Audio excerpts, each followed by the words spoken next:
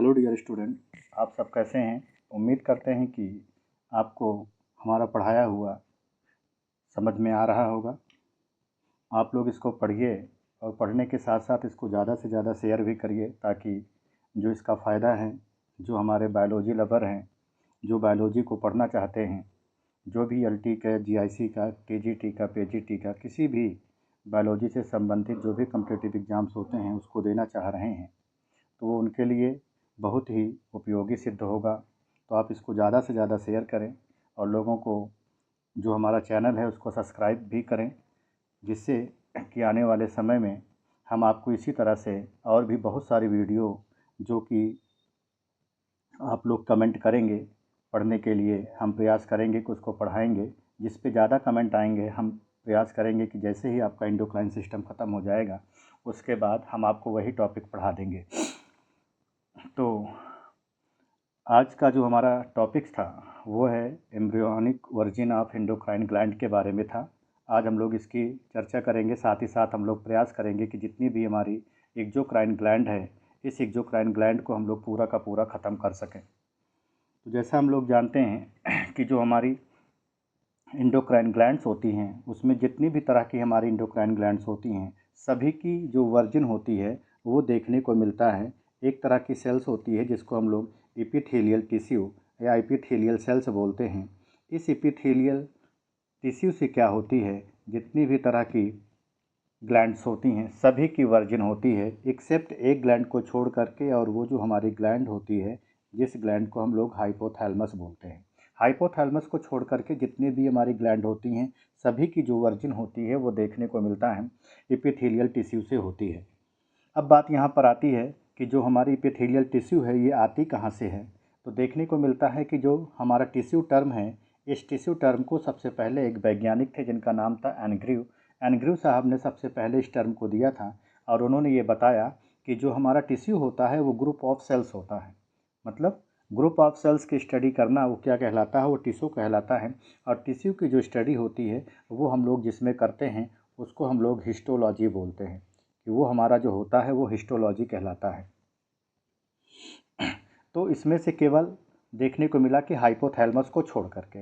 अब बात यहाँ पर आती है कि जो हमारा टिश्यू होता है वो कितने प्रकार का होता है। तो टिश्यू देखने को मिलता है मुख्यतः 4 प्रकार का होता है, जिसमें हमारा जो सबसे पहला टिश्यू होता है उसको हम लोग एपिथेलियल टिश्यू बोलते हैं, जो मैंने लिखा है। दूसरा जो टिश्यू होता है उसको हम लोग कनेक्टिव टिश्यू बोलते हैं।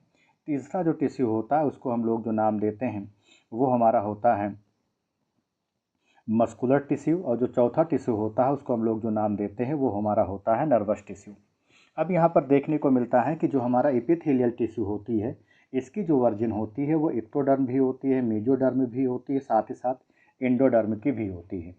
लेकिन जो दूसरा टिश्यू हमारा होता है जिसको हम लोग बोलते हैं कनेक्टिव टिश्यू, उस कनेक्टिव टिश्यू की जो वर्जिन होती है वो देखने को मिलता है कि सिर्फ और सिर्फ मेसोडर्मल होती है। उसके बाद तीसरा जो हमारी टिश्यू होती है जिसको हम लोग नाम देते हैं मस्कुलर टिश्यू, उस मस्कुलर टिश्यू में देखने को मिलता है कि उसकी भी जो वर्जिन होती है वो देखने को मिलता है कि कैसी होती है, मेसोडर्मल होती है। लेकिन साथ ही साथ उसमें एक एक्सेप्शंस भी है कि उसमें जो हमारी सेलरी मसल्स होती है और जो हमारी आइरिस मसल्स होती है उन दो मसल्स को छोड़ करके जितनी भी तरह की मसल्स होती हैं उन सब की जो वर्जिन होती है वो कैसी होती है, मेसोडर्मल होती है। उसके बाद लास्ट में हमारा जो बचता है वो हमारा नर्वस टिश्यू बचता है, और नर्वस टिश्यू की जो वर्जिन होती है वो कैसी होती है वो देखने को मिलता है, वो एक्टोडर्मल होती है। अब उसी के बिहाव पर हम लोग आगे चलते हैं और देखने को मिलता है कि एक्टोडर्म, मेसोडर्म और एंडोडर्म की जो हमारी एंडोक्राइन ग्लैंड होती है ये आती कहाँ से है। तो उसके पहले अपने को थोड़ा सा ये समझ लें कि जो हमारे एक्टोडर्म, मेसोडर्म और एंडोडर्म का फॉर्मेशंस कहाँ पर होता है। तो एम्ब्रियोनिक डेवलपमेंट में एक स्टेज आती है जिसको हम लोग नाम देते हैं गैस्ट्रुलेशन। एक स्टेज होती है जिसको हम लोग नाम देते हैं कि हमारी स्टेज जो होती है इसको गैस्ट्रुलेशन स्टेज बोला जाता है। ये हमारी गैस्ट्रुलेशन स्टेज होती है। इसमें क्या होता है, एक्टोडर्म, मेसोडर्म और एंडोडर्म का फॉर्मेशंस होता है। इसीलिए बोला जाता है कि जो हमारी गैस्ट्रुलेशन स्टेज होती है इस गैस्ट्रुलेशन स्टेज में देखने को मिलता है कि इसको हम लोग 3 जर्मिनल लेयर या इसको हम लोग जर्माइनल लेयर का नाम देते हैं। इसको हम लोग बोलते हैं कि इसमें क्या होती है, 3 जर्म लेयर्स पाई जाती है जिसमें एक्टोडर्म, मेसोडर्म और एंडोडर्म का फॉर्मेशंस होता है। साथ ही साथ इसमें देखने को मिलता है कि कंप्लीट ऑर्गेनोजेनेसिस भी होती है। इट मीन्स ऑर्गेनोजेनेसिस की अगर हम लोग बात करते हैं तो इसका मतलब देखने को मिलता है कि जो हमारे ऑर्गन्स होते हैं उसमें कंप्लीट हो जाते हैं। अब जब ऑर्गन यहाँ पर कंप्लीट हो गए, इसमें एक्टोडर्म, मेसोडर्म और एंडोडर्म का फॉर्मेशंस भी हो गया, तब उसके बिहाफ पर यह देखा जाता है कि जितने भी हमारी बॉडी के कंपोनेंट्स होते हैं, हमारी बॉडी के डिफरेंट टाइप के जो पार्ट होते हैं, तब यहाँ पर देखने को मिलता है कि किस किस में हमारी एक्टोडर्म की वर्जन है, किस में मेसोडर्म की वर्जन है, किस में एंडोडर्म की वर्जन होती है। तो हमारा स्पेशल जो टॉपिक है वो एंडोक्राइन ग्लैंड है। तो इस एंडोक्राइन ग्लैंड में हम लोग डिस्कस करेंगे कि जो हमारे एक्टोडर्म की कौन सी ग्लैंड होती है, मेसोडर्म की कौन सी ग्लैंड होती है और हमारे एंडोडर्म की कौन सी ग्लैंड होती है। तो जैसा यहाँ पर मेंशंस भी किया गया है कि हमारे एम्ब्रियोनिक डेवलपमेंट में अपने को देखने को मिलता है कि यहाँ पर क्या हुआ कि पहला एक्टोडर्म है। एक्टोडर्म में हमारी हाइपोथैलेमस ग्लैंड आती है, दूसरी पीनियल ग्लैंड आती है, तीसरी क्या होती है, एड्रीनल मेडुला आता है। फिर हमारी मेसोडर्म की लेयर होती है। तो इस मेसोडर्मल वर्जन में हमारा कॉर्टेक्स आता है जिसको एड्रीनल कॉर्टेक्स बोला गया। एड्रीनल मेडुला और एड्रीनल कॉर्टेक्स जो होता है ये देखने को मिलता है कि एड्रीनल ग्लैंड के क्या होते हैं, पार्ट होते हैं, क्योंकि एड्रीनल ग्लैंड को दो पार्ट में डिफ्रेंशिएट किया गया है जिसको हम लोग एड्रीनल मेडुला, एड्रीनल कॉर्टेक्स और एड्रीनल मेडुला का नाम देते हैं। अगला हमारा गोनाइड्स होता है और गोनाइड में हमारे मुक्तिया जो आते हैं वो क्या होते हैं, टेस्टिस एंड ओवरी आते हैं। फिर उसके बाद अपने को देखने को मिलता है कि यहाँ पर जो अगला अपना पार्ट देखने को मिलता है वो होता है एंडोडर्मल। एंडोडर्म में हमारी थायराइड ग्लैंड आती है, पैराथायराइड ग्लैंड आती है, गैस्ट्रोइंटेस्टाइनल म्यूकोसा ग्लैंड आती है। इसका मतलब जो हमारी गैस्ट्रो मतलब जो हमारा स्टमक होता है, इंटेस्टाइनल का मतलब जो हमारा इंटेस्टाइन होता है, मतलब स्टमक और इंटेस्टाइन में पाई जाने वाली जितनी भी ग्लैंड होती हैं वो गैस्ट्रो इंटेस्टाइनल म्यूकोसा में आती हैं। उसके बाद लास्ट हमारा जो होता है वो हमारा होता है आइसलेट्स ऑफ लैंगरहैंस, क्योंकि अपने को पता है कि जो आइसलेट्स ऑफ लैंगरहैंस होती हैं, लैंगरहैंस की डीप कोशिकाएँ जो होती हैं वो बेसिकली हमारी जो होती हैं वो पैंक्रियाज में क्या होती हैं, प्रेजेंट होती हैं। ये तो है कि एक्टोडर्म, मेसोडर्म और एंडोडर्म के बिहाफ पर अपने को देखने को मिलता है कि जो हमारी एंडोक्राइन ग्लैंड होती हैं उसका एम्ब्रियोनिक वर्जन देखने को मिला। कुछ ग्लैंड हमारी ऐसी होती हैं जो कि मिक्स्ड नेचर की होती हैं, उसमें एक्टोडर्म भी हो सकता है, मेसोडर्म भी हो सकता है, एंडोडर्म भी हो सकता है। तो हम लोग उसकी बात कर लेते हैं कि कौन कौन सी ऐसी ग्लैंड होती हैं जो हमारी कैसी होती है, मिक्स्ड ग्लैंड के रूप में जानी जाती हैं। तो मिक्स्ड ग्लैंड के रूप में अपने को देखने को मिलता है कि जो हमारी मिक्स्ड ग्लैंड के रूप में होती हैं उसमें सबसे पहले जो ग्लैंड हमारी आती है वो हमारी कौन सी आती है, एड्रीनल ग्लैंड आती है। जैसा अभी हम लोगों ने देखा भी कि जो हमारी एड्रीनल ग्लैंड होती है उसमें एक पार्ट कार्टेक्स का होता है, दूसरा पार्ट जो होता है वो मेडुला का होता है। तो जो हमारा एड्रीनल कार्टेक्स होता है वो मेसोडर्मल वर्जन का होता है और एड्रीनल मेडुला जो होता है वो कैसा होता है, एक्टोडर्मल वर्जन का होता है। उसके बाद हमारी एक ग्लैंड और होती है जिस ग्लैंड को हम लोग जो नाम देते हैं वो पिट्यूटरी ग्लैंड बोलते हैं कि हमारी कौन सी ग्लैंड होती है, पिट्यूटरी ग्लैंड होती है। तो पिट्यूटरी ग्लैंड में देखने को मिलता है कि जो हमारी पिट्यूटरी ग्लैंड होती है वो तीन पार्ट में डिफ्रेंशिएट है, जिसमें एंटीरियर लोब ऑफ पिट्यूटरी होता है, दूसरा पोस्टीरियर लोब ऑफ पिट्यूटरी होता है और उसके मध्य में क्या होता है, हमारा मिडिल लोब होता है जिसको हम लोग पार्स इंटरमीडिया बोलते हैं। तो इस एंटीरियर लोब ऑफ पिट्यूटरी को हम लोग एडनो हाइपोफाइसिस बोलते हैं, पोस्टीरियर लोब ऑफ पिट्यूटरी को हम लोग न्यूरो हाइपोफाइसिस का नाम देते हैं, और जो हमारा एंटीरियर लोब ऑफ पिट्यूटरी जिसको हम लोग एडनो हाइपोफाइसिस बोलते हैं इसकी जो वर्जन होती है ये एक्टोडर्मल वर्जन की होती है। फिर उसके बाद देखने को मिलता है हम लोग मिडिल की बात करें चाहे हम लोग पोस्टीरियर लोब ऑफ पिट्यूटरी की बात करें, इट मीन्स पार्स इंटरमीडिया या पार्स नर्वोसा की बात करते हैं, तो उसकी जो वर्जन होती है उन दोनों की वर्जन देखने को मिलता है कि कैसी होती है, ये एक्टोडर्मल वर्जन की होती है। इसी में मैंने एक छोटा सा आपको नोट्स भी लिखा है जो कि मैंने आपको पहले ही बता दिया कि इन केस में जो हमारी ग्लैंड्स होती हैं वो किस तरह से होती हैं। तो मैंने आपको सबसे पहले ही बताया कि जितनी भी तरह की ग्लैंड होती हैं उन सब की जो वर्जन होती है वो एपिथेलियल टिश्यू से होती है एक्सेप्ट हाइपोथैलेमस, हाइपोथैलेमस को छोड़ करके, क्योंकि जो हमारी हाइपोथैलेमस होती है वो नर्वस टिश्यू से क्या होती है, मिल करके डिराइव्ड होती है। इट मीन्स जितनी भी तरह की ग्लैंड होती हैं वो एपिथेलियल टिश्यू से मिल करके बनती हैं, लेकिन जो हमारी हाइपोथैलेमस ग्लैंड होती है, ये हाइपोथैलेमस ग्लैंड जो होती है ये हमारी नर्वस टिश्यू से मिल करके बनती है। और यहाँ पर लिखा है कि जो भी हमारी ग्लैंड होती है वो सिक्रेट करती हैं केमिकल सबस्टेंस जिसको हम लोग हार्मोन्स बोलते हैं, जिसको हम लोग केमिकल मैसेंजर बोलते हैं, जिसको हम लोग ऑटोक्वाइट्स बोलते हैं। और उसके बाद क्या होता है, ये अपने पर्टिकुलर फंक्शंस को क्या करता है, परफॉर्म करता है। उसके आगे हम लोग देखते हैं, उसके आगे जो अपना है वो हम लोगों ने जो पहला पार्ट लिया हुआ है वो एक्सोक्राइन ग्लैंड के बारे में लिया है कि एक्सोक्राइन ग्लैंड हमारी क्या होती है। इससे हम लोग परिचित भी हैं, क्योंकि मैंने आपको इसके पहले ही बताया था टाइप्स ऑफ ग्लैंड में कि जो हमारी टाइप्स ऑफ ग्लैंड होती है वो मुख्यतः 3 प्रकार की होती हैं, जिसमें देखने को मिलता है कि पहले एक्सोक्राइन ग्लैंड होती है, दूसरी जो होती है एंडोक्राइन ग्लैंड होती है, और तीसरी जो होती है हमारी मिक्स्ड ग्लैंड होती है।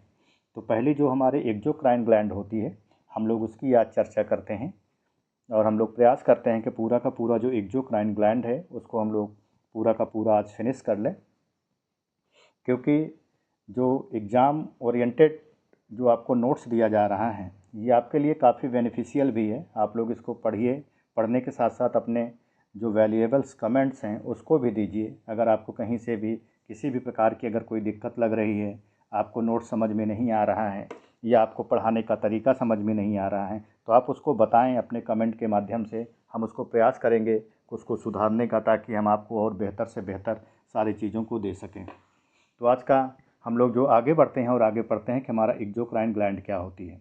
तो सबसे पहले हम लोग एक्सोक्राइन ग्लैंड में, एंडोक्राइन ग्लैंड में, मिक्स्ड ग्लैंड में डिफरेंसेस को पढ़ चुके हैं। वही सेम डिफरेंस मैंने, जो सेम उसका कॉमन पॉइंट था, वही मैंने यहाँ पर कॉपी कर दिया है। जैसे एक्सोक्राइन ग्लैंड ये कैसी होती है, डक्टेड ग्लैंड होती हैं। दूसरा, ये एंजाइम को सिक्रीट करती हैं। तीसरी बात यह होती है कि इसका जो सिक्रीशंस होता है वो वाया डक्ट की हेल्प से होता है, क्योंकि इसमें क्या होती है, नलिका पाई जाती हैं। चौथी बात यहाँ पर देखने को मिलती है कि जो हमारी एक्सोक्राइन ग्लैंड होती है वो एक ऐसी ग्लैंड होती है जो कि सिक्रीट करती है सर्टेन सबस्टेंस को, जैसे स्वेट, पसीना हो गया, सलाइवा जैसे लार हो गया, टीयर्स जैसे आंसू हो गए, मिल्क जैसे दूध हो गया, और डाइजेस्टिव जैसे जूसेस होते हैं, उन सब को क्या होती है वो वाया डक्ट के थ्रू से क्या करती है, वो उसको सिक्रीट करती है वाया बॉडी सरफेस पे, अथवा क्या होती है बॉडी कैविटी पे। तो ये इसका मतलब ये हुआ कि जो हमारी एक्सोक्राइन ग्लैंड होती है वो एंजाइम तो सिक्रेट कर ही रही है, लेकिन एंजाइम के सिक्रेट करने के साथ साथ कुछ और भी ऐसे हमारे सबस्टेंसेस होते हैं जिसको वो सिक्रेट करती है। हम लोग चाहे स्वेट की बात करते हैं, चाहे सलाइवा की बात करें, चाहे टीयर्स की बात करें, चाहे मिल्क की बात करें, एज वेल एज हम लोग किसकी बात करते हैं, जो हमारे क्या होते हैं डाइजेस्टिव जूसेस होते हैं, इन सभी को क्या करती है वो सिक्रेट करती है। फिर उसके बाद अपने को देखने को मिलता है कि जो हमारे एक्सोक्राइन ग्लैंड होती है उस एक्सोक्राइन ग्लैंड को कई सारे पार्ट में क्या किया गया है, डिफ्रेंशिएट किया गया है। जिसमें सबसे पहली जो ग्लैंड हमारी होती है वो कौन सी होती है, इसको हम लोग जो नाम देते हैं वो बोलते हैं सीरुमेन ग्लैंड। पहली ग्लैंड हमारी होती है सीरुमेन ग्लैंड। अब सीरुमेन ग्लैंड की बात करते हैं तो सीरुमेन ग्लैंड का सबसे स्पेशल फंक्शन देखने को मिलता है। सबसे पहले ये जानते हैं कि पाई कहाँ पर जाती है, तो ये हमारे कानों में पाई जाती, ईयर में पाई जाती, और किसका फॉर्मेशन करती है, ईयर वैक्स का, जो हमारे कान में वैक्स बनती है उसका फॉर्मेशन करती है। तो सीरुमेन ग्लैंड जो होती है वो हमारे कान में पाई जाती है।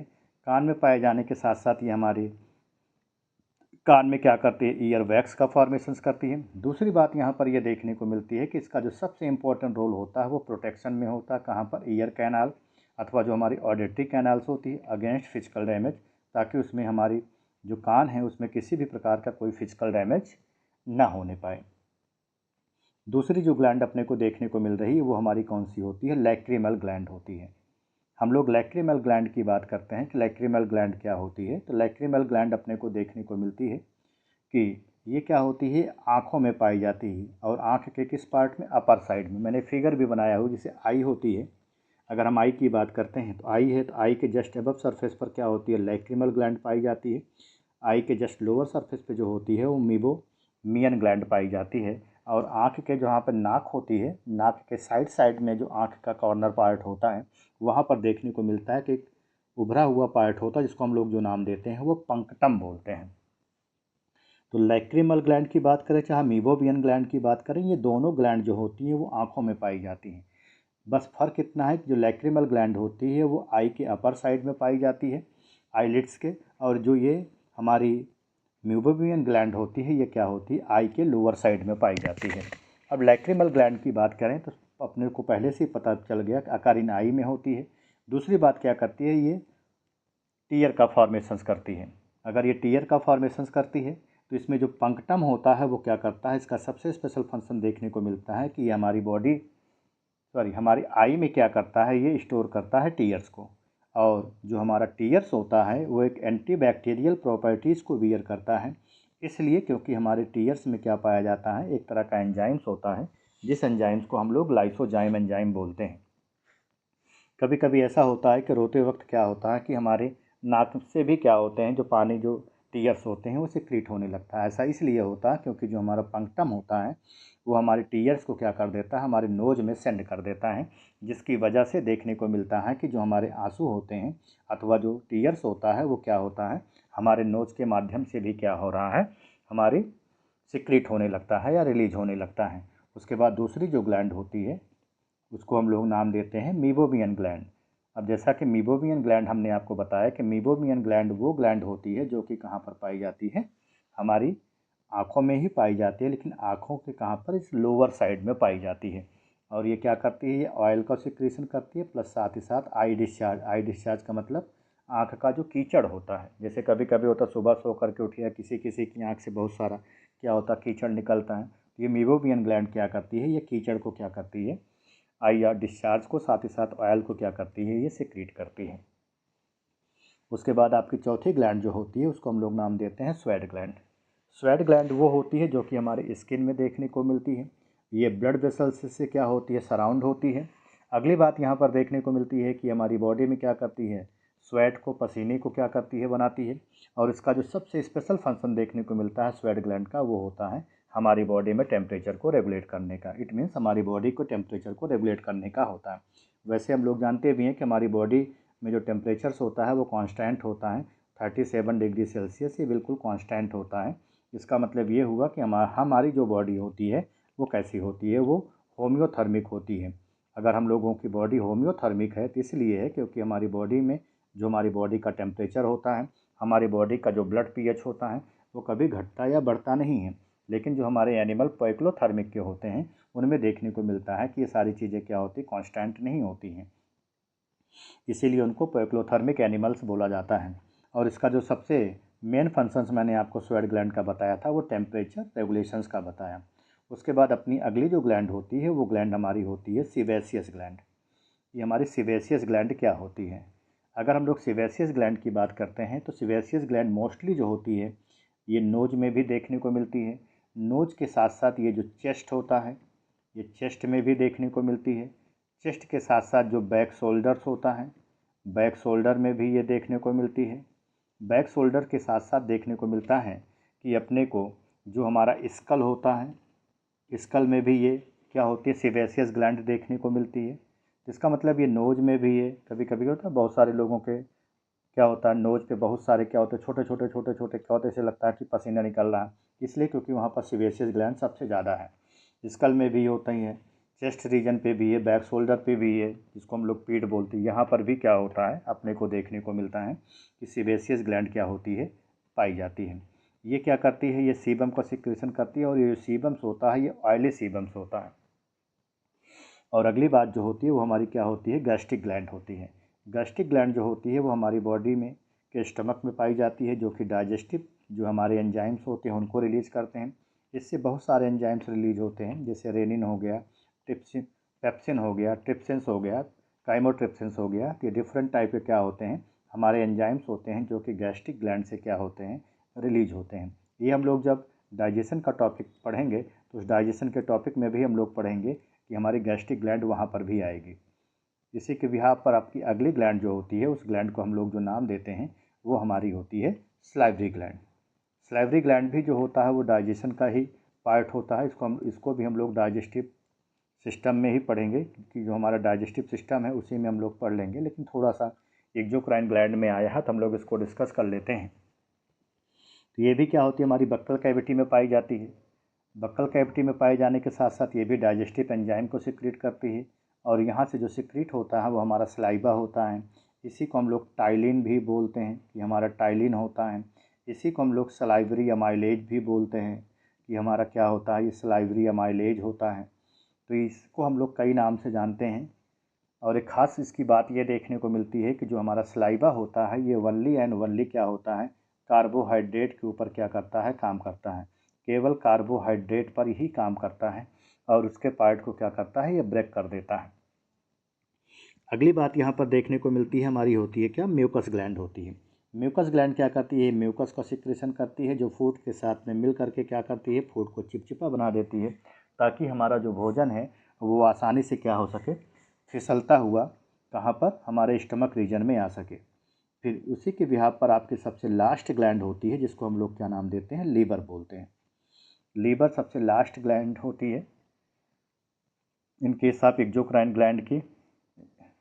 जो हमारा लीवर है वो क्या होता है, सबसे लार्जेस्ट एक्सोक्राइन ग्लैंड होती। बहुत बार पूछा गया है कि हमारी बॉडी की सबसे लार्जेस्ट ग्लैंड कौन सी होती है, तो हम लोग उसको क्या नाम देते हैं, लीवर बोलते हैं, और एक्सोक्राइन ग्लैंड होती है।